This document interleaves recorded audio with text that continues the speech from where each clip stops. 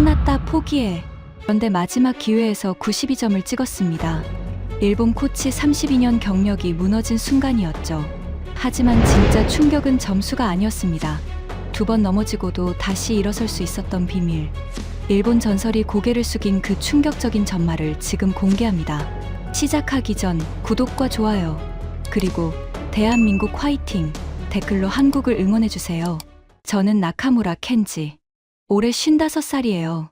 일본 스노보드 국가대표팀 수석 코치를 32년간 해왔습니다. 올림픽은 이번이 5번째였어요. 나가노 때부터 단 한 번도 빠지지 않고 현장에 섰죠. 그동안 제 손을 거친 제자 3명이 올림픽 메달리스트가 됐습니다. 동메달 2개, 은메달 1개. 일본 스노보드 하프파이프의 역사가 곧 제 이력서라고 해도 과언이 아니었어요. JOC, 일본올림픽위원회 기술자문위원도 겸하고 있었습니다. 국제심판 자격증도 갖고 있었죠. 하프파이프라는 종목에서 제가 모르는 건 없다고 자부했어요. 이번 밀라노 대회는 특별했습니다. 제 마지막 올림픽이 될 예정이었거든요. 은퇴를 앞두고 마지막으로 키운 제자 이토 미유. 14세 때 발굴해서 8년간 갈고 닦은 아이. 그 아이를 금메달리스트로 만드는 것이 32년 코칭 인생의 마침표가 될 거라고 확신했습니다. 확신이 아니라 오만이었다는 걸 그때는 몰랐어요. 이 이야기를 하려면 8년 전으로 돌아가야 합니다.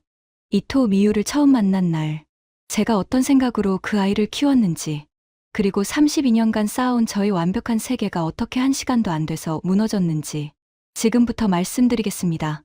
8년 전 겨울이었습니다. 니가타현 묘코고원 스키장에서 전일본 주니어 스노보드 선발전이 열렸어요. 저는 심사위원석에 앉아 있었죠. 하초코를 홀짝이면서 최전표를 넘기고 있었습니다. 솔직히 기대가 없었어요. 매년 똑같은 선발전. 기본기도 안 된 아이들이 줄줄이 넘어지는 걸 보면서 한숨만 쉬는 게 일상이었죠. 14번째 선수가 호명됐습니다. 이토 미유, 14세, 홋카이도 삿포로. 작은 체구의 소녀가 하프파이프 꼭대기에 섰어요. 헬멧이 머리에 비해 커 보였습니다. 바람이 불자 약간 흔들리는 것 같기도 했죠.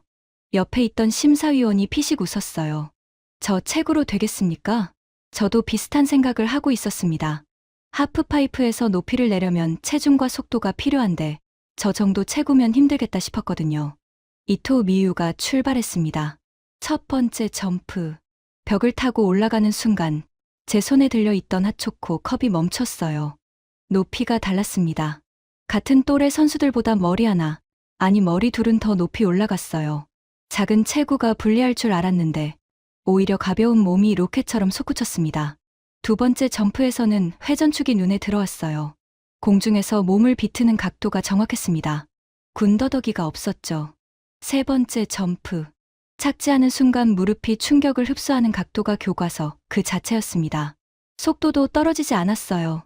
4번째, 5번째 점프까지 흔들림 하나 없이 이어갔습니다. 체전표에 적힌 제 글씨가 점점 커지고 있었어요. 보통 선발전에서는 메모를 한두 줄 적는 게 전부인데 미유의 칸에는 이미 10줄이 넘어가고 있었습니다. 연기가 끝난 뒤 저는 바로 대기실로 걸어갔어요. 미유의 부모님이 벤치에 앉아 있었습니다.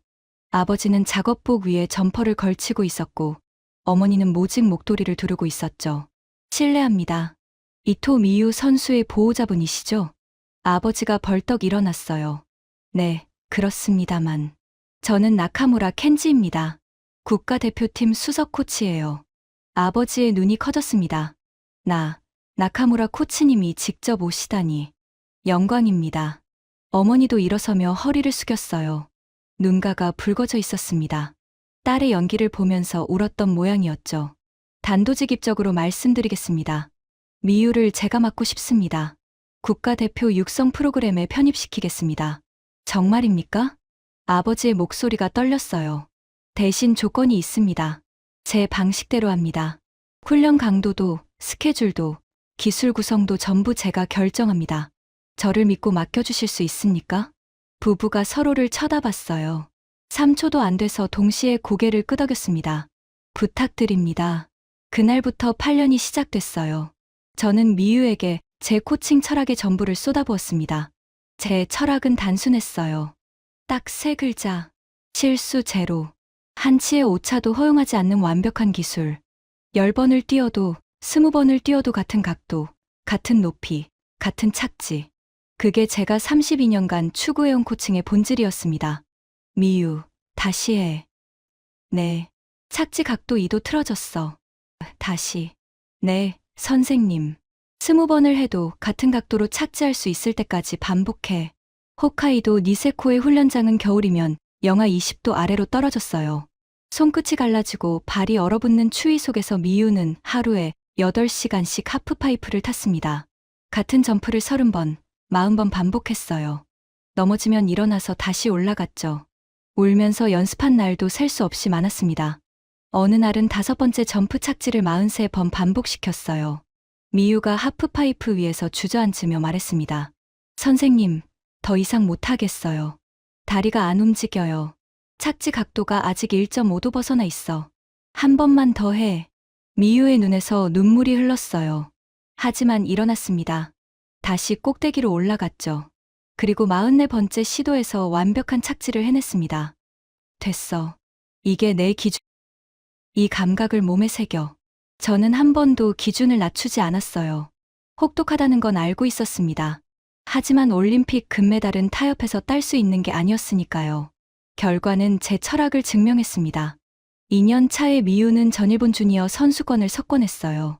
4년 차에 시니어 대회에서 첫 우승을 거뒀죠. 6년 차에 월드컵 시리즈 종합 2위. 7년 차에 세계선수권 은메달. 성장 곡선이 제가 그린 그래프와 거의 일치했어요. 그리고 8년 차. 밀라노 올림픽 시즌이 왔습니다. 미유의 세계 랭킹은 3위였어요. 1위 메건 윌슨, 미국. 2위 소피 뮬러, 스위스. 하지만 저는 걱정하지 않았습니다. 시즌 누적 랭킹과 올림픽은 달랐거든요. 올림픽은 하루의 승부입니다. 하루의 승부에서 실수 제로인 미유를 이길 선수는 없다고 확신했어요. 밀라노 올림픽 개막 열흘 전이었습니다. JOC 기술분석팀에서 결선 진출 예상 명단을 보내왔어요. 저는 숙소 책상에 앉아 태블릿으로 명단을 훑었습니다. 메건 윌슨, 미국, 세계 랭킹 1위. 빨간 펜으로 체크했어요. 소피 뮬러, 스위스, 세계 랭킹 2위. 역시 체크. 이토 미유, 일본, 세계 랭킹 3위. 제 제자. 4번째부터 10번째까지. 캐나다, 오스트리아, 프랑스, 노르웨이 선수들. 경계할 수준은 아니었습니다. 11번째에서 손가락이 멈췄어요. 강서윤, 대한민국. 세계 랭킹 11위, 16세. 한국에 하프파이프 선수가 있었나? 제 첫 반응이 그거였어요. 한국은 스노보드 하프파이프에서 올림픽 메달을 한 번도 딴 적이 없는 나라였습니다. 쇼트트랙이나 스피드 스케이팅은 강하죠. 하지만 설상 종목, 특히 하프파이프는 완전히 다른 세계였어요. 일본만 해도 이 종목에 40년 넘게 투자해왔는데 금메달은 아직이었거든요. 아사히, 이 한국 선수 정보 있어? 옆에 있던 어시스턴트 코치 아사히 쇼타에게 물었습니다. 43세, 저와 15년째 함께 일하는 파트너였어요. 아사히가 태블릿을 두드리더니 화면을 넘겼습니다. 강서윤, 16세. 9살에 스노보드 시작했고요. 3년 전 주니어 세계선수권 준우승 기록이 있습니다. 그런데 작년 대회 중 허리 골절로 수술받았어요. 복귀한 지 7개월째입니다. 허리 골절 수술 후 7개월. 그 상태로 올림픽에 나온다고? 저는 태블릿을 내려놓으며 고개를 저었어요. 무모하네. 세계 랭킹 10일이면 결선에 올라올 수도 있고 못 올라올 수도 있어. 경계선이지. 올라와도 상관없지 않습니까? 메달권은 아니니까요. 그렇지. 우리가 신경 쓸 건 메건 윌슨하고 소피 뮬러뿐이야. 나머지는 들러리야. 저는 그렇게 말하고 태블릿을 닫았습니다. 미유의 훈련 영상을 틀었어요. 시즌 중 촬영한 영상이었습니다. 5개 점프 모두 착지 각도 1도 이내. 실수 제로. 8년의 결과물이 화면에 있었죠. 강서윤이라는 이름은 제 머릿속에서 3초 만에 사라졌습니다. 지금 생각하면 그 3초가 제 인생에서 가장 오만한 3초였습니다. 밀라노에 도착한 건 개막식 사흘 전이었습니다. 이탈리아 북부 리비뇨. 해발 1800m, 알프스 산맥 자락에 위치한 작은 마을이에요. 하프파이프 경기장인 리비뇨 스노우파크까지 셔틀로 20분 거리였습니다. 도착하자마자 경기장부터 확인했어요. 32년간의 습관이었죠. 하프파이프 벽의 높이, 폭, 눈 상태, 바람 방향. 제 눈과 발로 직접 확인해야 마음이 놓였습니다. 미유와 함께 코스를 위해서 아래까지 천천히 걸었어요. 벽 높이 7m, 폭 22m. 표준 규격인데 좌측 세 번째 구간 눈이 약간 단단해. 착지할 때 주의해야 해. 제가 하프파이프 벽을 손으로 짚으며 말했습니다. 장갑 너머로 눈의 밀도가 느껴졌어요. 네, 선생님. 세 번째 구간에서 무릎 각도를 5도 더 낮추겠습니다. 미유는 바로 대응책을 내놓았어요. 8년간 훈련한 아이다운 반응이었습니다. 기술 구성 최종 확인하자. 첫 번째 점프 백사이드 900, 두 번째 프론트 사이드 더블 코크 1080, 세 번째 캡 720, 네 번째 프론트 사이드 900, 마지막 캡 더블 코크 1080점. 이 순서 유지해. 네. 혹시 날씨가 안 좋으면 두 번째 점프 난이도를 한 단계 낮추는 플랜 B로 전환. 알겠지? 네. 플랜 A, 플랜 B 모두 몸에 익혔습니다. 미유의 눈빛이 차분했어요. 떨림도 없었습니다. 8년간 저와 함께한 아이. 제가 심어준 자신감이 저 눈빛에 고스란히 담겨 있었죠. 예선은 순조로웠습니다. 미유는 첫 번째 런에서 87.75점을 받으며 예선 2위로 통과했어요. 1위는 메건 윌슨이 89점으로 가져갔죠. 예상 범위 아니었습니다. 예선 결과표를 확인하고 있는데 아사히가 제 옆으로 왔어요. 나카무라 상, 한국 선수 강서윤 예선 통과했습니다. 몇 위? 8위요. 12명 중 8위. 저는 코웃음을 쳤습니다. 8위가 메달을 따는 건 본 적이 없어. 신경 쓸 필요 없어. 결선 전날 오후 비공개 연습 시간이 배정돼 있었습니다. 각 나라별로 30분씩 하프파이프를 사용할 수 있었어요. 일본 팀 연습이 끝나고 저는 미유에게 마지막 주의사항을 전달했습니다. 내일 기상 예보 확인했어. 새벽부터 눈이 올 수 있대. 시야가 안 좋으면 무리하지 말고 플랜 B로 가자. 안정적으로 완주하는 게 우선이야. 네, 선생님. 미유가 고개를 숙여 인사하고 숙소로 향했어요. 저는 경기장 주변을 천천히 걸었습니다. 찬 공기가 폐를 채웠어요. 소나무 냄새가 섞인 알프스의 겨울바람이었습니다. 그때였습니다. 하프파이프 옆 보조 연습장에서 소리가 들렸어요. 보드가 눈을 긁는 날카로운 마찰음. 누군가 연습하고 있었습니다. 다음 시간대인 한국팀이었어요. 걸음을 멈추고 멀리서 지켜봤습니다. 한 선수가 하프파이프에 진입했어요. 체구가 작았습니다. 158cm 정도로 보였죠. 헬멧 옆에 태극기 스티커가 붙어 있었어요. 강서윤이었습니다. 첫 번째 점프. 스위치 백사이드 900점. 벽을 타고 올라가는 속도가 빨랐습니다. 체구가 작은 대신 가속이 좋았어요. 착지도 깔끔했죠. 두 번째 점프. 프론트 사이드 더블 코크 1080점. 공중에서 세 바퀴를 돌았습니다. 높이가 상당했어요. 작은 몸이 하프파이프 위로 솟구쳤다가 정확한 포물선을 그리며 내려왔죠. 저는 한 걸음 더 가까이 다가갔어요. 세 번째 점프. 캡 더블 코크 1080점. 이건 상당히 높은 난이도의 기술이었습니다. 미유에게도 올 시즌 들어서야 구사하게 한 기술이었거든요. 잠깐. 이 기술 구성이면 난이도 점수가 꽤 나오는데 머릿속에서 자동으로 채점이 돌아갔습니다. 32년간 몸에 밴 습관이었어요. 기술 구성만 놓고 보면 메건 윌슨 수준이었습니다. 세계 랭킹 11위 선수의 기술 구성이 1위와 맞먹는다. 하지만 네 번째 점프에서 착지가 흔들렸어요. 다섯 번째 점프로의 연결도 매끄럽지 못했죠.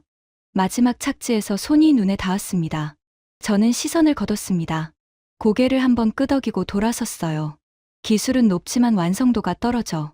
연습에서 저 정도 실수면 본번에선 더 나빠질 거야. 허리 수술 7개월에 올림픽 경험 제로. 긴장하면 몸이 굳겠지. 돌아가는 길에 한 가지 이상한 게 눈에 걸렸습니다.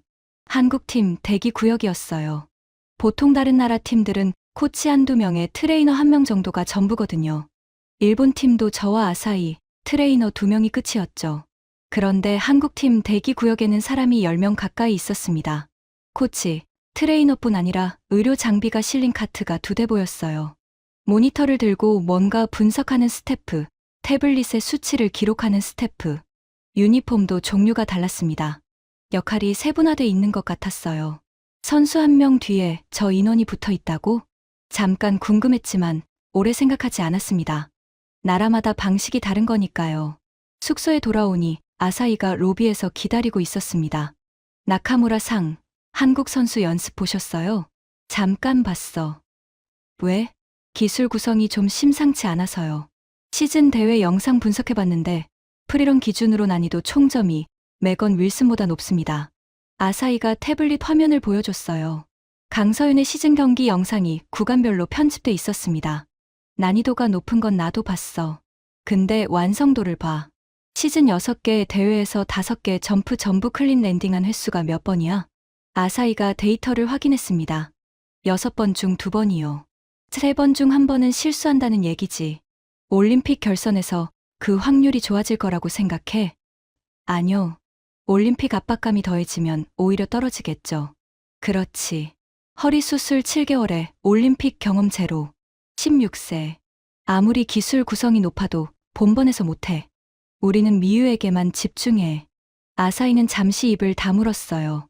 뭔가 더 말하고 싶은 표정이었지만 결국 고개를 끄덕였습니다. 알겠습니다. 그날 밤 숙소 창밖을 내다봤어요.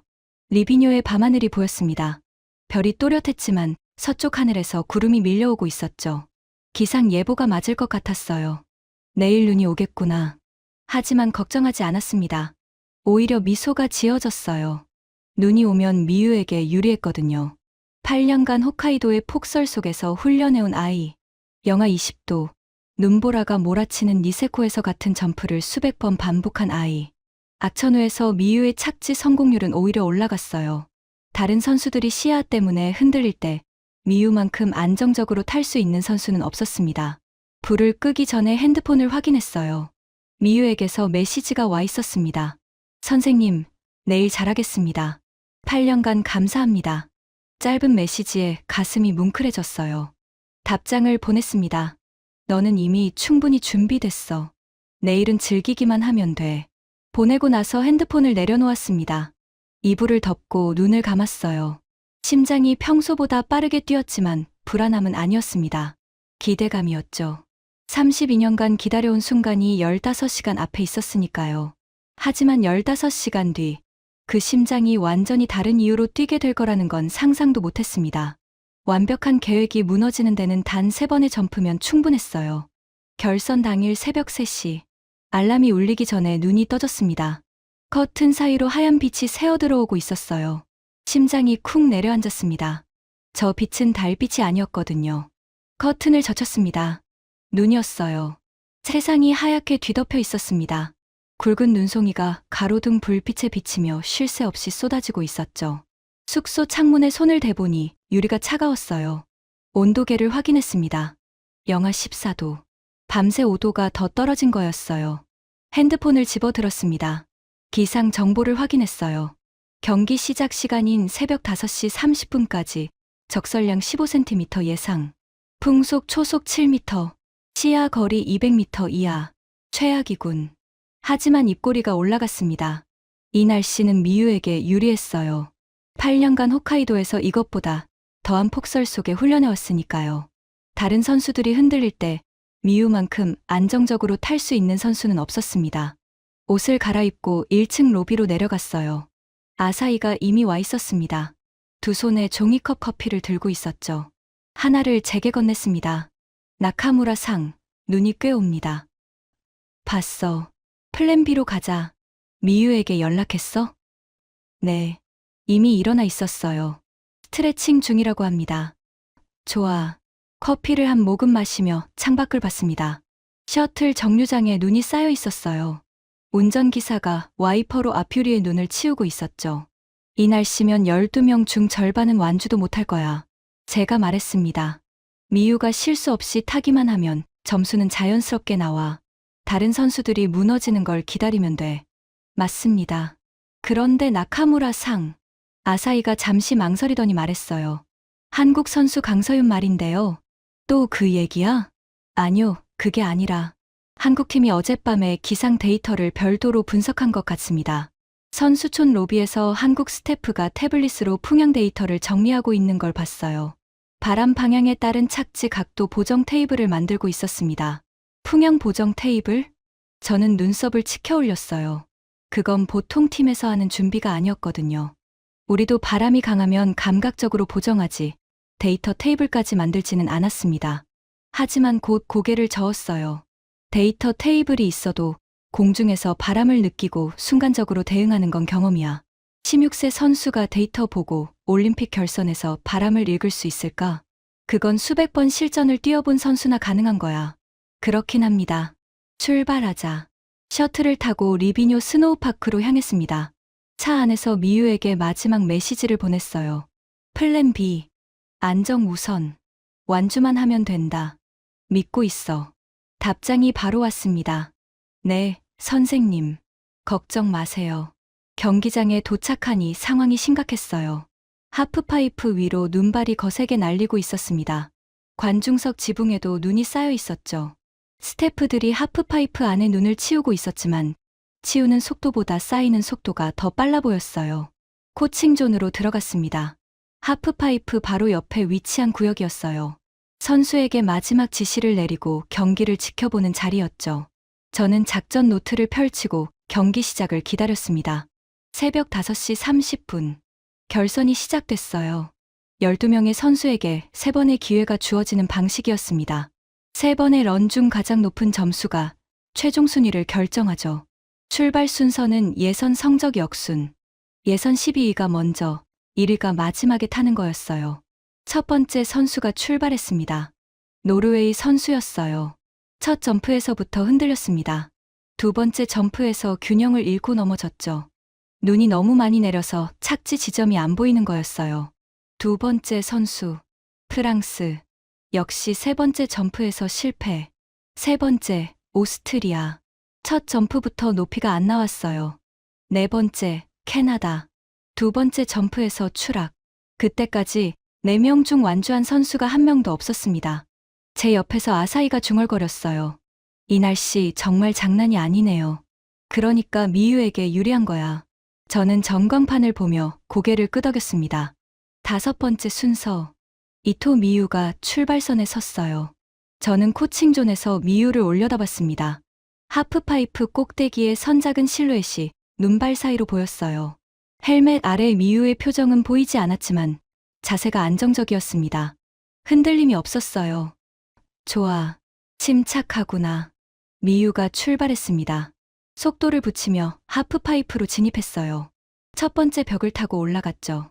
첫 번째 점프.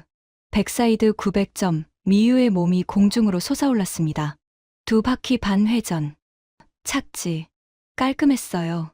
무릎이 정확한 각도로 충격을 흡수했습니다. 두 번째 점프. 플랜 B대로 프론트 사이드 720으로 난이도를 낮췄어요.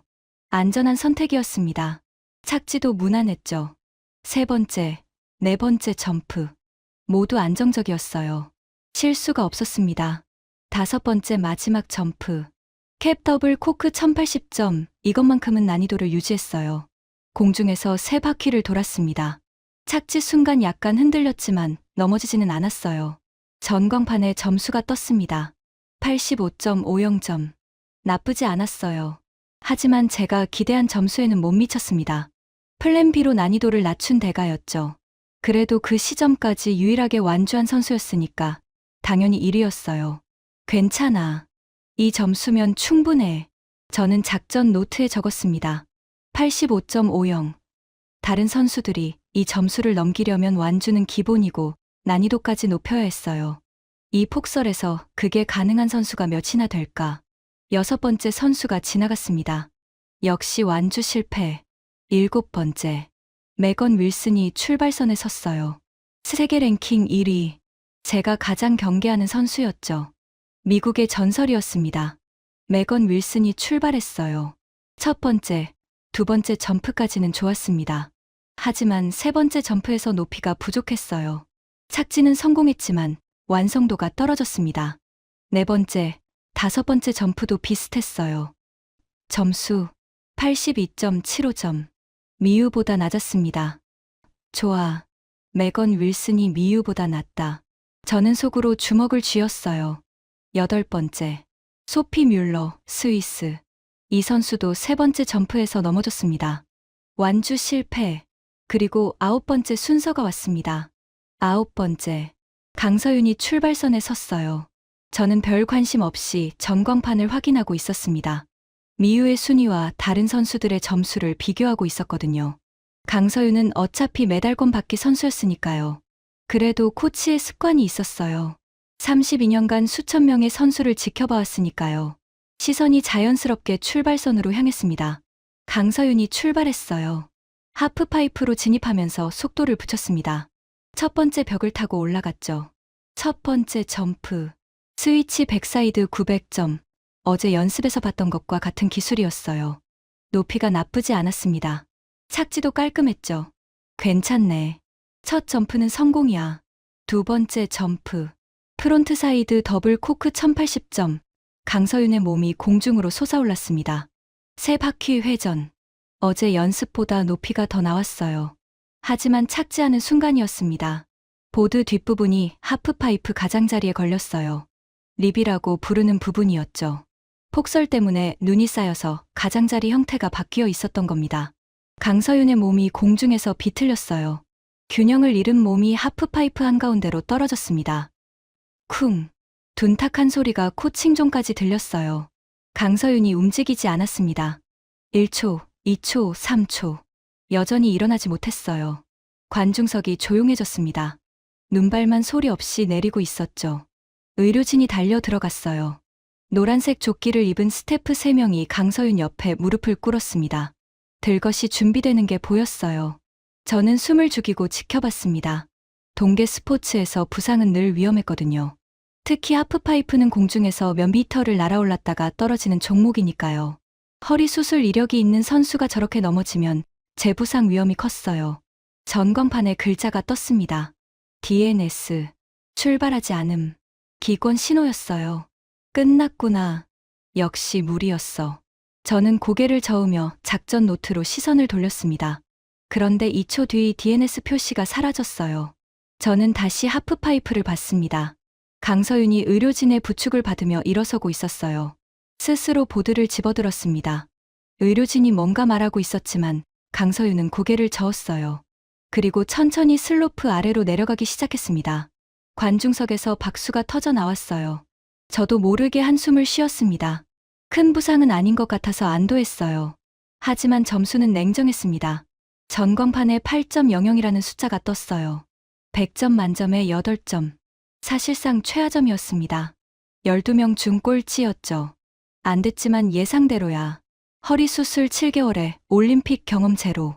이 폭설까지 겹치면 저런 결과가 나올 수밖에 없어. 저는 작전 노트에 강서윤의 점수를 적고 줄을 그었습니다. 더 이상 신경 쓸 선수가 아니었으니까요. 그런데 그때 이상한 게 눈에 들어왔어요. 강서윤이 슬로프 아래로 내려오자마자 한국팀 스태프들이 움직이기 시작했습니다. 그 속도가 보통이 아니었어요. 추락 후 30초도 안 돼서 의료카트가 강서윤 옆에 도착했습니다. 스태프 한 명이 태블릿을 들고 뭔가 체크하고 있었고, 다른 한 명은 이미 충격파 치료기 같은 장비를 꺼내고 있었어요. 세 번째 스태프는 강서윤의 허리 부위에 손을 대며 상태를 확인하고 있었죠. 마치 미리 시나리오를 짜놓고 연습한 것처럼 일사불란했어요. 저는 잠깐 발걸음을 멈추고 그 광경을 지켜봤습니다. 32년간 올림픽 현장에 있었지만 저런 속도의 대응은 처음 봤거든요. 보통 선수가 넘어지면 코치가 달려가서 괜찮냐고 물어보고, 트레이너가 와서 간단히 확인하고, 심하면 의무실로 보내는 게 순서였어요. 10분은 걸리는 과정이죠. 그런데 한국팀은 30초 만에 현장 치료, 체제로 전환한 거였습니다. 대단하네. 시스템이 잘 갖춰져 있어. 코치로서의 감탄이었어요. 하지만 거기까지였습니다. 시스템이 좋아도 결국 실력이 따라와야 하잖아. 강서윤은 이미 8점이야. 이 폭설에서 남은 2번의 기회로 뭘 할 수 있겠어. 저는 시선을 거두고 미유에게 집중했습니다. 10번째, 11번째, 12번째 선수가 지나갔어요. 10번째 선수가 78점을 받으며 2위에 올라섰지만 미유와는 7점 이상 차이가 났습니다. 나머지 두 선수는 완주하지 못했어요. 1차 런이 끝났습니다. 12명 중 완주한 선수가 5명뿐이었어요. 1위 이토 미유, 85.50점. 2위 캐나다 선수, 78.00점. 3위 메건 윌슨, 미국, 82.75점. 아니. 순위를 다시 확인했습니다. 1위 이토 미유 85.50, 2위 메건 윌슨 82.75, 3위 노르웨이 선수 78.00, 미유가 1위. 그것도 2위와 거의 3점 차이. 저는 아사히를 돌아봤어요. 아사히도 고개를 끄덕이며 미소 짓고 있었습니다. 좋은 출발이에요. 나카무라 상. 아직 2번 남았어. 방심하지 마. 입으로는 그렇게 말했지만 속으로는 확신하고 있었습니다. 이 폭설에서 85점을 넘길 수 있는 선수는 없다고요. 2차 런이 시작됐습니다. 앞순서 선수들의 결과는 1차 런과 비슷했어요. 눈은 오히려 더 강해졌고 바람도 거세졌습니다. 완주하는 선수보다 넘어지는 선수가 더 많았어요. 미유의 2차 런 차례가 왔습니다. 저는 미유에게 마지막 지시를 내렸어요. 미유, 이번엔 플랜 A로 가자. 난이도를 올려. 1차에서 85점을 확보했으니까 2차에서 한 단계 더 높은 점수를 찍어두면 안전해. 네, 선생님. 미유가 출발선에 섰습니다. 저는 코칭존에서 스톱워치를 준비했어요. 미유의 런타임을 체크하는 습관이었거든요. 미유가 출발했습니다. 첫 번째 점프. 백사이드 900점, 1차 런보다 높이가 더 나왔어요. 컨디션이 올라온 거였죠. 착지도 깔끔했습니다. 두 번째 점프. 이번에는 플랜 A대로 프론트사이드 더블 코크 1080점, 난이도를 원래대로 올렸어요. 공중에서 3바퀴 회전. 미유의 몸이 눈발 속에서 회전하며 내려왔습니다. 착지. 약간 흔들렸지만 버텼어요. 넘어지지 않았습니다. 세 번째, 네 번째 점프. 모두 성공. 다섯 번째 마지막 점프. 캡 더블 코크 1080점, 미유가 가장 높이 올라갔습니다. 3바퀴 회전 후 착지. 이번에는 완벽했어요. 무릎이 정확한 각도로 충격을 흡수했고 속도도 유지됐습니다. 전광판에 점수가 떴습니다. 89.50점. 제 심장이 뛰었어요. 1차 런보다 4점이나 올랐습니다. 89.50. 이 폭설에서 89점 되는 거의 완벽에 가까운 점수였어요. 잘했어, 미유. 저는 코칭존에서 주먹을 쥐었습니다. 아사히도 박수를 쳤어요. 미유가 하프파이프를 빠져나와 내려왔습니다. 헬멧을 벗자 상기된 얼굴이 보였어요. 미소를 짓고 있었습니다. 선생님, 어땠어요? 완벽했어. 89.50이면 이 날씨에서 최고 수준이야. 미유의 눈이 반짝였어요. 8년간 봐온 눈빛이었습니다. 칭찬받았을 때만 보이는 표정이었죠. 다른 선수들의 2차 런이 이어졌습니다. 메건 윌슨이 86.25점을 받으며 자기 기록을 경신했지만 미유보다 3점 이상 낮았어요. 소피 뮬러는 이번에도 완주하지 못했습니다. 그리고 강서윤의 2차 런 차례가 왔어요. 솔직히 저는 강서윤이 2차 런에 나올 거라고 생각하지 않았습니다. 1차 런에서 그렇게 크게 넘어졌는데 몸 상태가 될 리 없었거든요. 포기하고 내려갔을 거라고 생각했어요. 그런데 출발선에 강서윤이 서 있었습니다. 또 나온다고? 저는 눈을 가늘게 뜨고 출발선을 봤어요. 분명 강서윤이었습니다. 작은 체구, 헬멧 옆에 태극기 스티커. 출발 준비를 하고 있었죠. 관중석에서 박수 소리가 들렸어요. 1차 런에서 추락한 선수가 다시 나왔다는 것 자체가 용기였으니까요. 강서윤이 출발했습니다. 첫 번째 점프. 스위치 백사이드 900점 성공했어요. 하지만 높이가 1차 런보다 낮았습니다. 몸에 무리가 온 게 분명했죠. 두 번째 점프. 더블 코크 1080을 시도했어요. 공중으로 올라갔습니다. 회전을 시작했죠. 하지만 두 번째 회전에서 축이 흔들렸어요. 착지하는 순간 균형을 잃었습니다. 보드가 옆으로 미끄러지며 강서윤의 몸이 다시 쓰러졌어요. 탄식이 관중석에서 흘러나왔습니다. 강서윤이 천천히 일어나 남은 슬로프를 내려왔어요. 점수는 나오지 않았습니다. 2차 런도 실패였죠. 전광판을 확인했습니다. 강서윤의 최고 점수는 여전히 8.00점. 12명 중 꼴찌였어요. 저는 고개를 돌렸습니다. 더 이상 볼 필요가 없었어요. 16세 소녀가 첫 올림픽에서 2번이나 넘어지는 모습은 안타까웠지만 제 관심사가 아니었으니까요. 미유가 89.50으로 1위, 메건 윌슨이 86.25로 2위, 3점 이상 차이.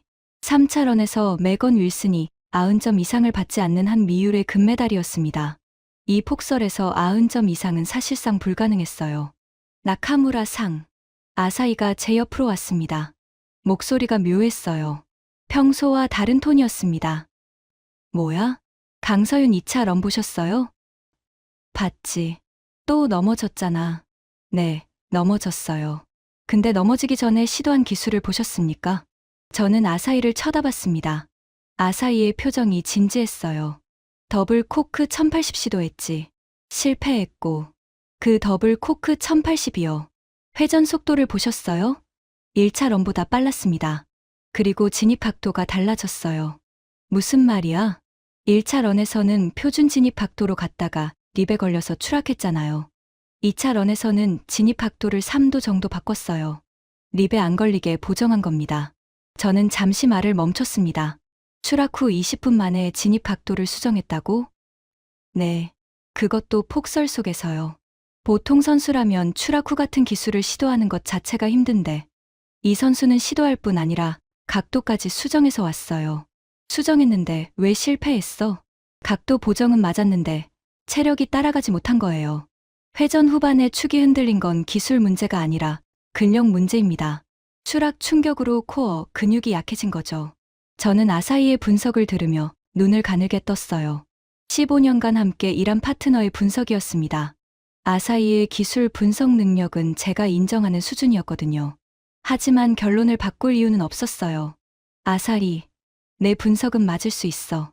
각도 보정 능력이 있다는 건 인정해. 하지만 결과를 봐. 2번 다 실패했어. 8점이야. 3차런에서 뭘 해도 메달권은 불가능해. 그렇긴 합니다만. 우리는 미유에게 집중하자. 3차런 전략을 짜야 해. 미유가 89.50을 넘기면 더 확실해지니까. 아사히는 입을 다물었어요. 하지만 저를 보는 눈빛이 묘했습니다. 뭔가 제가 놓치고 있다는 듯한 눈빛이었죠. 그 눈빛의 의미를 저는 30분 뒤에야 이해하게 됩니다. 3차 런. 마지막 기회였습니다. 앞순서 선수들이 한 명씩 지나갔어요. 대부분 자기 기록을 넘기지 못했습니다. 눈은 여전히 내리고 있었고 바람은 오히려 더 강해졌어요. 메건 윌슨이 3차 런에서 87.75점을 받으며 자기 기록을 경신했지만 미유의 89.50에는 못 미쳤습니다. 소피 뮬러는 이번에도 완주 실패. 전광판을 확인했어요. 1위 이토 미유 89.50점, 2위 메건 윌슨 87.75점, 3위 노르웨이 선수 78.25점. 미유의 3차 런전에 한 명이 남아 있었습니다. 강서윤이었어요. 강서윤의 3차 런. 그 뒤에 미유의 3차 런. 미유가 마지막 주자였죠. 예선 성적 역순이니까요. 솔직히 강서윤의 3차 런에는 관심이 없었어요. 8점짜리 선수가 3차 런에서 뭘 해도 순위에 영향이 없었으니까요. 미유의 3차 런 전략을 머릿속으로 정리하고 있었습니다. 미유가 89.50을 유지하면 금메달이야. 3차 런에서 무리할 필요 없어. 안정적으로 가면 돼. 그때 관중석이 웅성거리기 시작했어요. 고개를 들어 출발선을 봤습니다. 강서윤이 서 있었어요. 또 나온다고? 2번이나 넘어졌는데 3번째도 시도하는 건가? 저는 약간 놀랐습니다. 용기가 대단하다는 생각이 들었어요. 하지만 동시에 무모하다는 생각도 들었죠. 관중석에서 박수가 터져 나왔습니다. 사람들이 일어서서 응원하기 시작했어요. 2번 넘어지고 3번째 도전하는 16세 소녀에 대한 응원이었죠. 저도 자연스럽게 시선이 갔습니다. 코치라면 누구나 그랬을 거예요. 2번 넘어진 선수가 다시 서는 모습은 종목을 불문하고 가슴을 치는 장면이니까요. 강서윤이 출발 자세를 잡았습니다. 헬멧 너머로 표정은 보이지 않았지만 자세가 달라 보였어요. 1차, 2차 런 때와 뭔가 다른 느낌이었습니다. 서두르지 않았어요. 출발선에서 하프파이프를 한참 동안 내려다봤습니다. 그리고 출발했어요. 속도를 붙이며 하프파이프로 진입했습니다. 첫 번째 벽을 타고 올라갔죠. 첫 번째 점프. 백사이드 900점. 그 순간 제 눈이 커졌습니다. 높이가 달랐어요. 1차 런, 2차 런과 비교할 수 없는 높이였습니다. 하프파이프 림 위로 3m 이상 솟아올랐어요. 이 폭설에서 2번이나 넘어진 직후에 저 높이가 나온다고? 코치의 눈이 자동으로 작동했습니다. 회전축. 정확했어요. 공중에서 몸이 흔들리지 않았습니다. 착지 각도. 무릎이 충격을 흡수하는 동작이 완벽했어요. 속도 유지. 착지 후에도 속도가 떨어지지 않았습니다. 잠깐, 이건 뭐지? 저는 모니터에 더 가까이 다가갔습니다.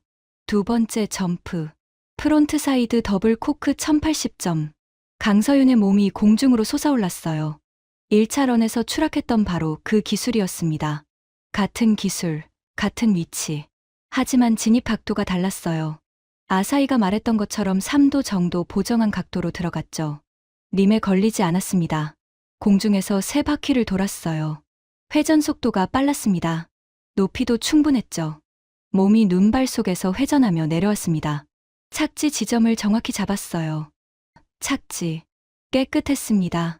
제 입에서 소리가 나왔어요. 무의식적으로 나온 거였습니다. 아사히가 제 옆에서 숨을 죽이고 있었어요. 세 번째 점프. 캡 720점, 반대 방향으로 회전했습니다. 2바퀴. 이건 상대적으로 난이도가 낮은 기술이었어요. 하지만 연결이 문제였죠.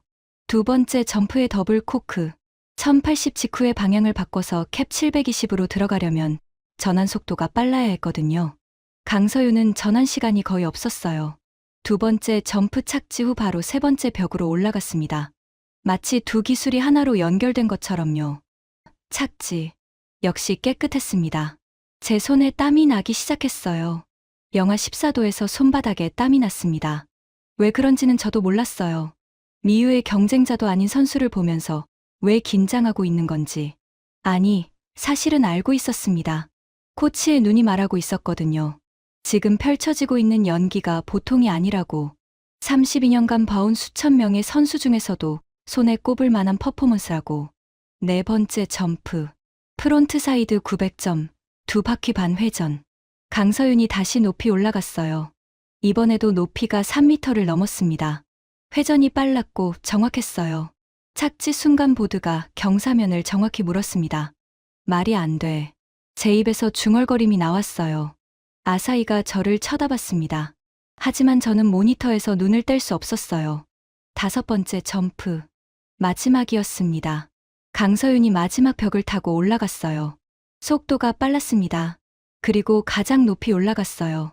캡 더블 코크 1080점. 공중에서 몸을 비틀며 3바퀴를 돌았습니다. 높이가 하프파이프 림 위로 4m 가까이 된 것 같았어요. 눈발 속에서 강서윤의 작은 실루엣이 공중에 떠 있었습니다. 시간이 멈춘 것 같았죠. 너무 높이 올라간 거 아닌가. 착지를 못하면 제 심장이 조여왔어요.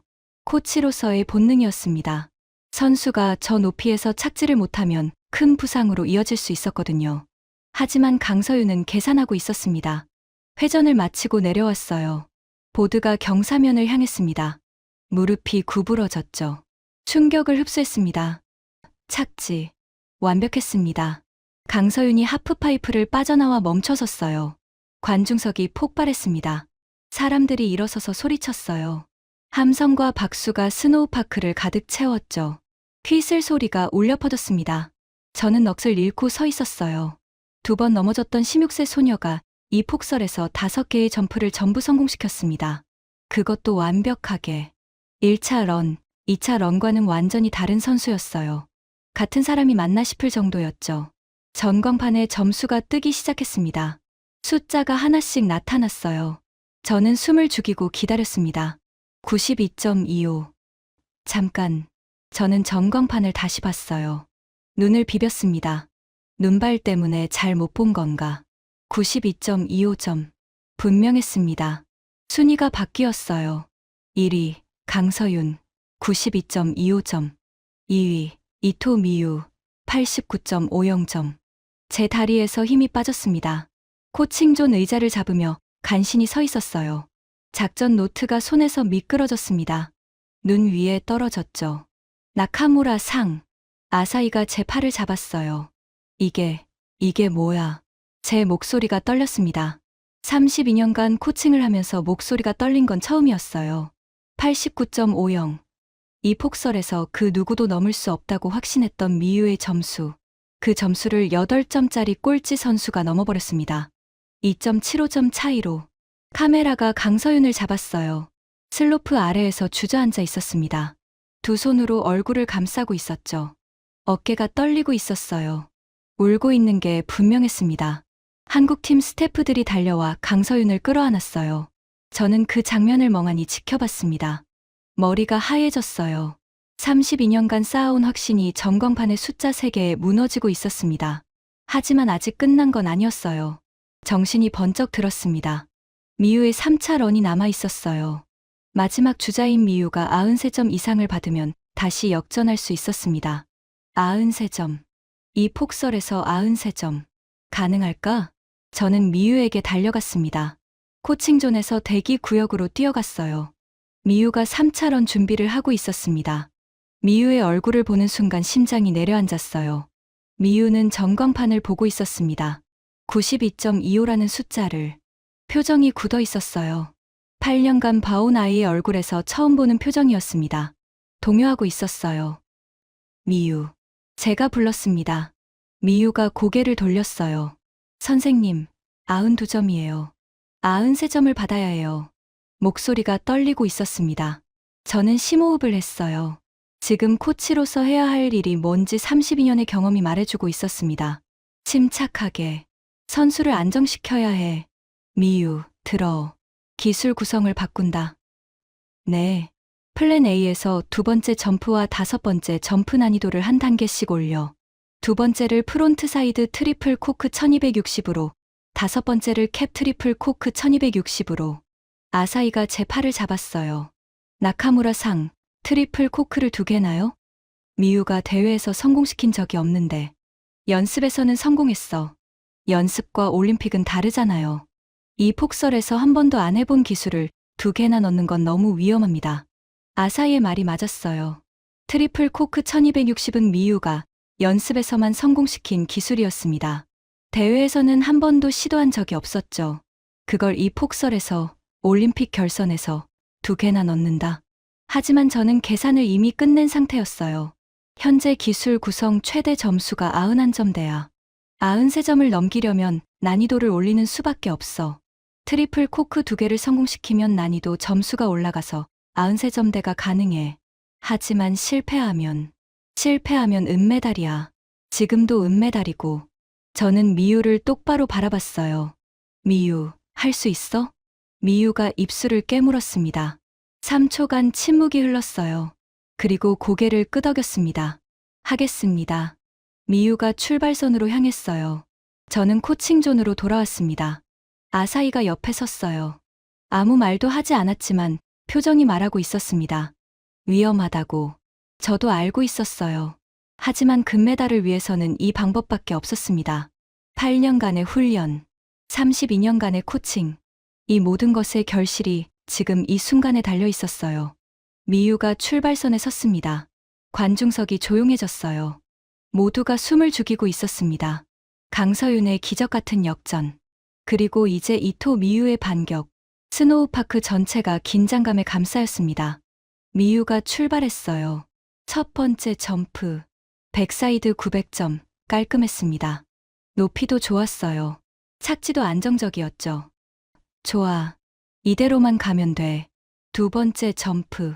프론트 사이드 트리플 코크 1260점. 연습에서만 성공시킨 기술. 미유가 높이 올라갔어요. 공중에서 3바퀴 반을 돌아야 했습니다.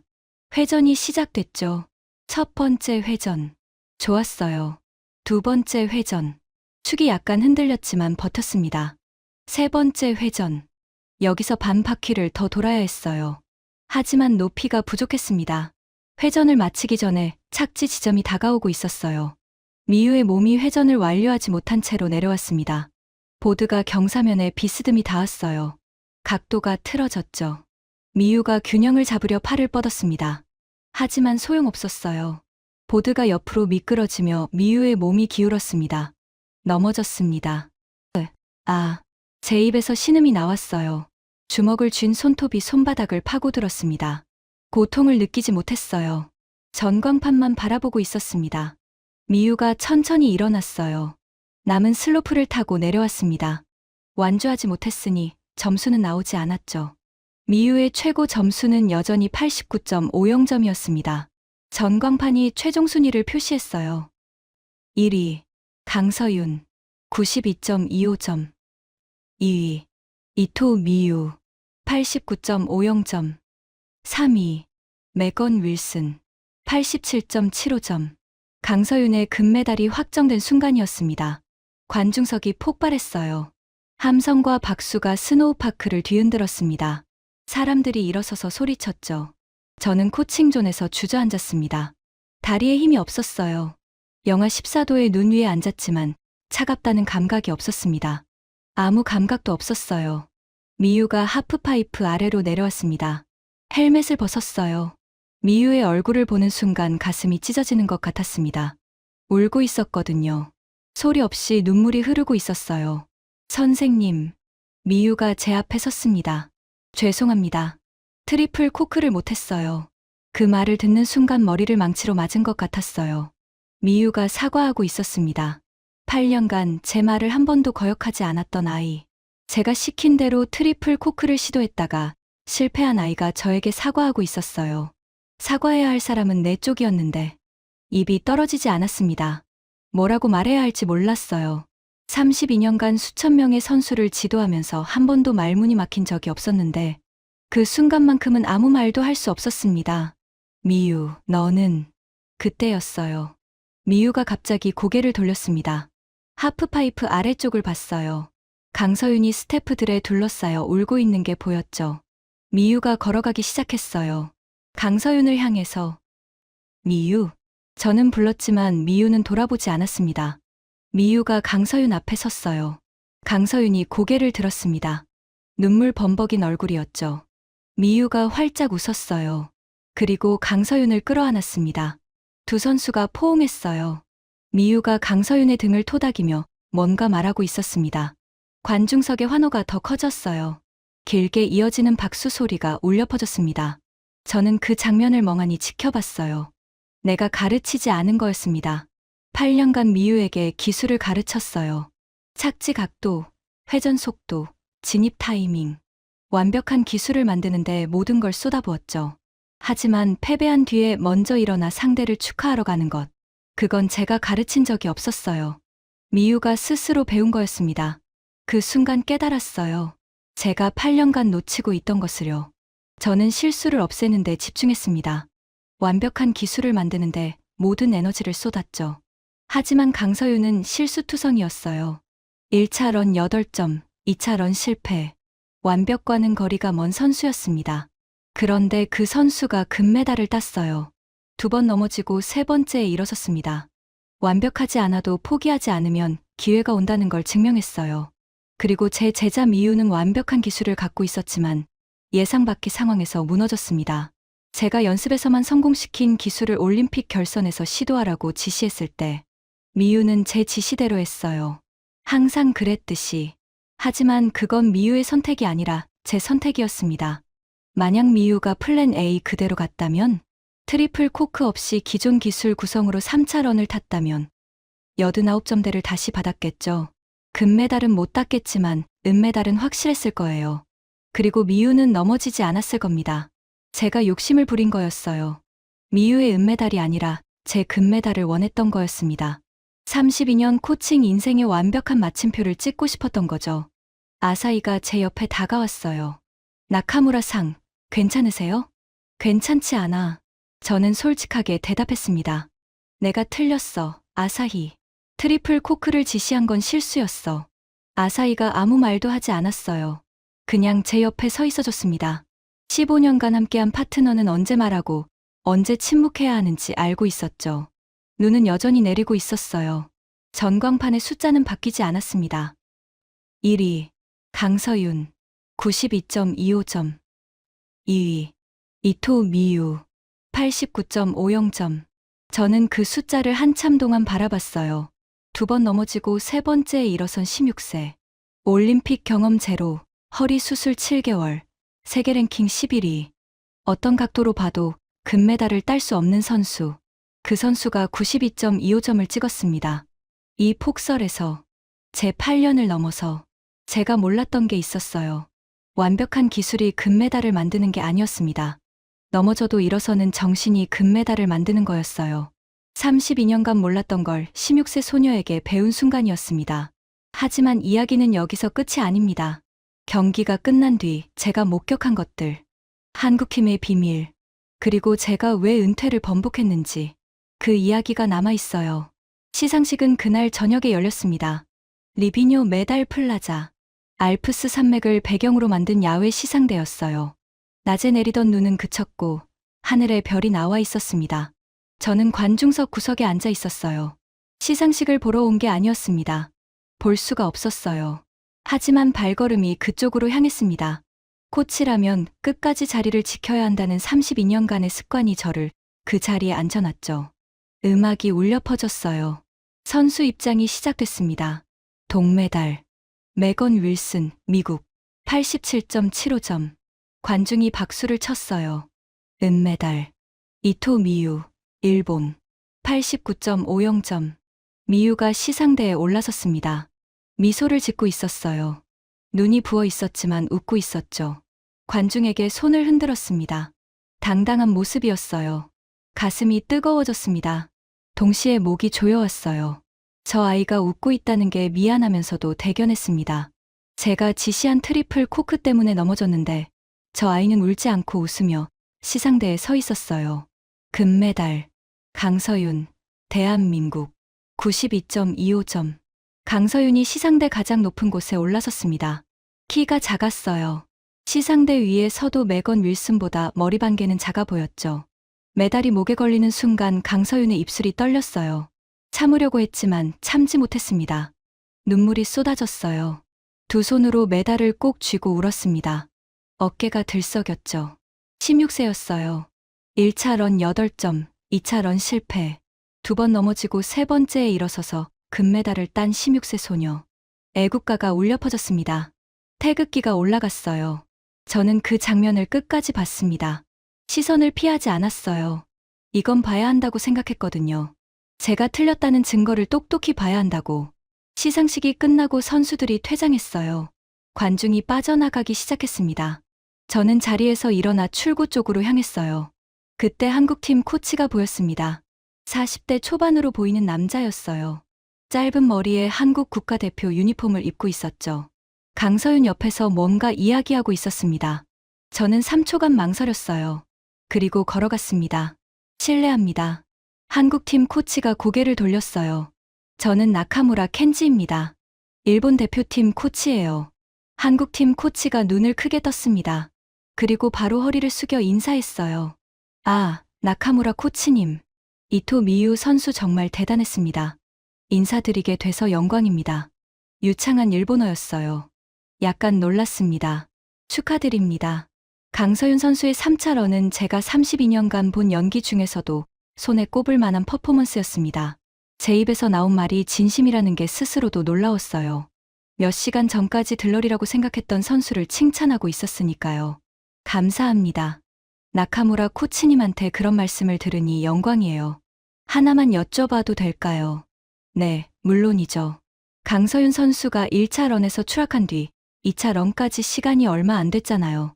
허리 수술 이력이 있는 선수가 저런 추락을 하고도 2차, 3차 런에 나올 수 있었던 게 어떻게 가능합니까?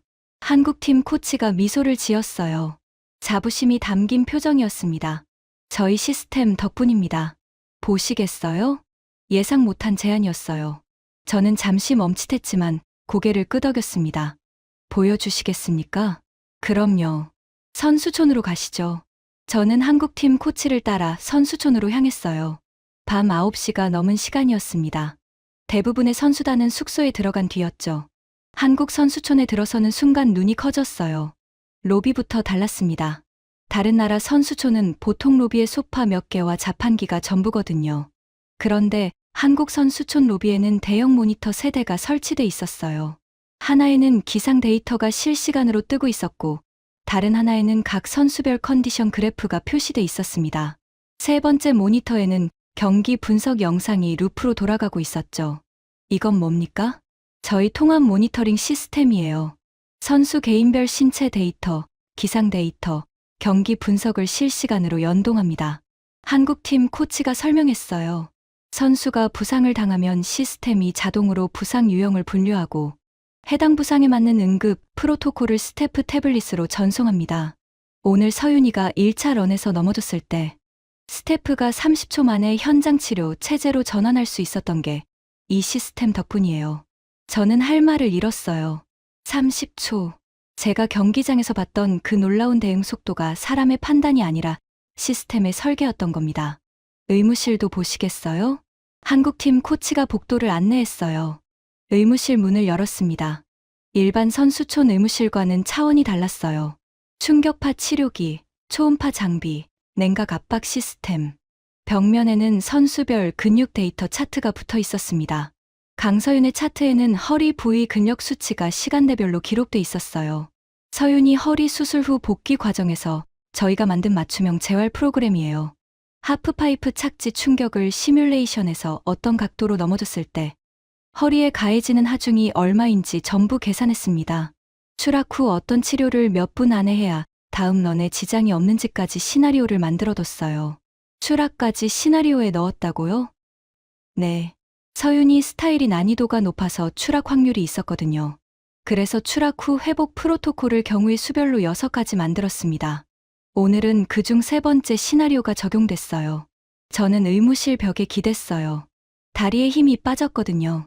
이건 코칭이 아니었습니다. 저는 32년간 코치 한 명의 경험과 직감으로 선수를 키워왔어요. 제 눈으로 보고, 제 머리로 분석하고, 제 입으로 지시하는 방식이었죠. 그게 일본식이었고, 그게 최선이라고 믿었습니다. 하지만 한국은 시스템을 만들었어요. 코치 한 명의 경험에 의존하는 게 아니라 데이터와 과학으로 선수를 지원하는 체계를 구축한 거였습니다. 추락까지 예상하고, 추락 후 회복까지 설계하고, 선수가 다시 일어설 수 있는 환경을 만들어 놓은 거였어요. 강서윤이 2번 넘어지고 3번째에 일어설 수 있었던 건 단순한 정신력만이 아니었습니다. 그 정신력을 뒷받침하는 시스템이 있었기 때문이었어요. 대단합니다. 제 입에서 나온 말이었어요. 진심이었습니다. 한국팀 코치가 고개를 숙였어요. 나카무라 코치님의 이토 미유 선수야말로 대단해요. 8년간 저 수준의 안정성을 만들어낸 건 코칭이 예술이에요. 저희도 그 부분은 배워야 합니다. 뜻밖의 말이었어요. 경쟁국의 코치가 저를 인정해주고 있었습니다. 아니요. 저는 고개를 저었어요. 제가 배워야 할 게 더 많습니다. 오늘 많이 배웠습니다. 허리를 깊이 숙여 인사했어요. 한국팀 코치가 당황한 표정을 지었지만 저는 진심이었습니다. 선수촌을 나와 숙소로 돌아가는 길이었습니다. 밤 11시가 넘어 있었어요. 리비뇨의 밤 공기가 차가웠습니다. 하늘에는 별이 쏟아지고 있었죠. 낮에 그토록 거세게 내리던 눈이 거짓말처럼 멈춰 있었어요. 걸으면서 생각했습니다. 32년. 32년간 저는 한 가지만 믿어왔어요. 실수를 없애면 이긴다. 완벽한 기술이 완벽한 결과를 만든다. 그 믿음으로 3명의 올림픽 메달리스트를 키웠고 일본 스노보드 하프파이프의 역사를 써왔습니다. 하지만 오늘 16세 소녀가 제 믿음을 무너뜨렸어요. 강서윤은 완벽하지 않았습니다. 1차 런 8점, 2차 런 실패, 3번 중 2번 넘어졌어요. 제 기준으로는 금메달과 가장 거리가 먼 선수였죠. 그런데 그 선수가 금메달을 땄습니다. 왜? 2번 넘어지고 3번째에 일어섰으니까. 넘어진 뒤 20분 만에 진입 각도를 수정하고 체력이 안 되는데도 같은 기술을 다시 시도하고 마지막 기회에서 시즌 최고 점수를 찍었으니까. 저는 32년간 선수들에게 넘어지지 않는 법을 가르쳤어요. 하지만 넘어진 뒤에 일어서는 법은 가르치지 못했습니다. 아니, 가르칠 생각조차 하지 않았어요. 넘어지는 건 실패니까. 실패는 제 코칭 철학에서 존재해서는 안 되는 거였으니까. 그게 제 한계였어요. 숙소 로비에 들어서니 미유가 소파에 앉아 있었습니다. 은메달 케이스를 무릎 위에 올려놓고 멍하니 앉아 있었어요. 미유가 고개를 들었어요. 선생님, 어디 갔다 오세요? 한국 선수촌에 다녀왔어. 미유의 눈이 약간 커졌어요. 한국 선수촌이요? 응. 강서윤 선수가 어떻게 2번 넘어지고 다시 일어설 수 있었는지 알고 싶었거든. 저는 미유 옆에 앉았어요. 잠시 침묵이 흘렀습니다. 미유, 먼저 내가 사과할 게 있어. 네. 3차 런에서 트리플 코크를 지시한 건 내 실수였어. 대회에서 한 번도 안 해본 기술을 올림픽 결선에서 시도하게 한 건 코치로서 잘못된 판단이었어. 미안해. 미유가 고개를 저었어요. 선생님, 저도 할 수 있다고 생각했어요. 선생님 탓이 아니에요. 아니야. 내 욕심이었어. 내 은메달이 아니라 내 금메달을 원했던 거야. 그건 코치가 아니라 욕심쟁이지. 미유가 입술을 깨물었어요. 눈가가 붉어졌습니다. 선생님. 응. 저 은메달 후회 안 해요. 미유가 은메달 케이스를 열었습니다. 은빛 메달이 로비의 조명을 받아 빛났어요. 강서윤 선수 3차 런 봤잖아요. 저도 봤어요. 코칭존에서 준비하면서 모니터로 봤어요. 미유가 미소를 지었습니다. 솔직히 말하면 소름이 돋았어요. 2번이나 넘어졌는데 3번째 런에서 저런 연기가 나올 수 있다니. 기술적으로 분석하면 제가 이해 못할 부분이 많아요. 어떻게 가능한 건지. 미유가 잠시 말을 멈췄다가 이어갔어요. 근데 한 가지는 확실히 알겠더라고요. 저 선수는 넘어지는 게 무섭지 않은 거예요. 저는 넘어지는 게 무서웠거든요. 선생님이 8년간 실수하지 말라고 가르치셨잖아요. 그래서 저는 넘어지면 안 된다는 생각이 항상 있었어요. 근데 강서윤 선수는 넘어져도 괜찮다는 걸 알고 있는 것 같았어요. 제 가슴을 누군가 주먹으로 친 것 같았습니다. 미유의 말이 맞았어요. 저는 8년간 미유에게 넘어지면 안 된다고 가르쳤습니다. 실수는 곧 실패라고, 완벽해야 한다고. 그 결과 미유는 완벽한 기술을 가졌지만 넘어지는 것을 두려워하는 선수가 됐어요. 반면 강서윤은 넘어졌어요. 2번이나. 하지만 두려워하지 않았습니다. 3번째에 다시 일어서서 자기 인생 최고의 연기를 펼쳤죠. 미유, 시상식 끝나고 강서윤 선수한테 먼저 다가가서 포옹했잖아. 왜 그랬어? 그냥 가야 할 것 같았어요. 저 선수한테 지는 건 부끄러운 게 아니라는 생각이 들었거든요. 저는 미유의 머리를 쓰다듬었어요. 8년 전 14세 소녀의 머리를 처음 쓰다듬었던 기억이 떠올랐습니다. 미유, 내가 나보다 먼저 깨달은 거야. 네. 패배를 인정하는 건 부끄러운 게 아니야. 부끄러운 건 패배에서 아무것도 배우지 않는 거지. 미유가 웃었어요. 눈물이 섞인 미소였습니다. 선생님, 은퇴하시는 거예요? 저는 창밖을 봤어요. 리비뇨의 밤하늘에 별이 쏟아지고 있었습니다. 어젯밤에도 같은 별을 봤었죠. 하지만 어젯밤의 저와 지금의 저는 달랐어요. 안 해. 네. 은퇴 안 해. 아직 배울 게 남았으니까. 미유가 눈을 크게 떴어요.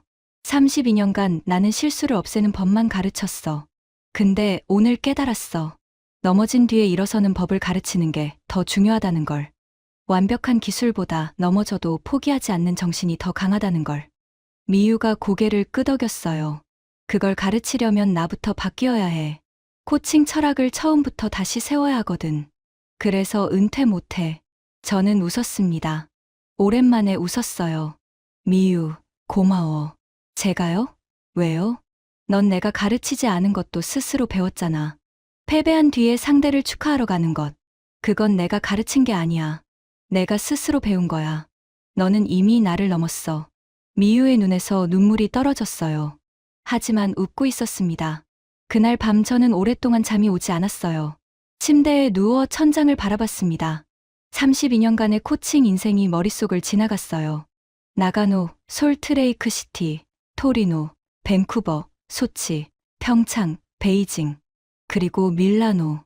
수천 명의 선수들, 수만 번의 점프들, 완벽을 추구했던 날들. 그 모든 것 위에 오늘 본 장면이 덧씌워졌어요. 2번 넘어지고 3번째에 일어선 16세 소녀. 8점에서 92점으로. 꼴찌에서 금메달로. 그리고 그 뒤에 있던 시스템. 추락까지 예상하고 다시 일어설 수 있게 설계된 시스템. 저는 32년간 완벽한 기술을 만드는데 인생을 바쳤습니다. 하지만 2번 넘어지고 3번째에 일어서는 정신은 가르칠 수 없었어요.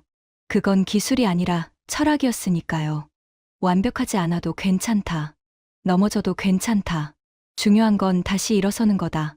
32년간 몰랐던 진실을 16세 소녀에게 배웠습니다. 일본으로 돌아가면 코칭 노트를 새로 쓰겠습니다. 첫 페이지에 이렇게 적을 거예요. 완벽한 기술은 금메달을 보장하지 않는다. 넘어져도 일어서는 정신이 금메달을 만든다. 그리고 그 아래에 이 이름을 적겠습니다. 강서윤. 대한민국. 16세. 나의 32년을 바꾼 이름입니다. 지금까지 일본 코치 나카무라 켄지가 밀라노 올림픽에서 경험한 충격적인 이야기였습니다. 2번 넘어져도 다시 일어서는 대한민국의 저력을 널리 알려주세요. 여러분의 응원이 또 다른 금메달을 만듭니다. 구독과 좋아요도 부탁드립니다. 지금까지 터칭 스토리였습니다. 감사합니다.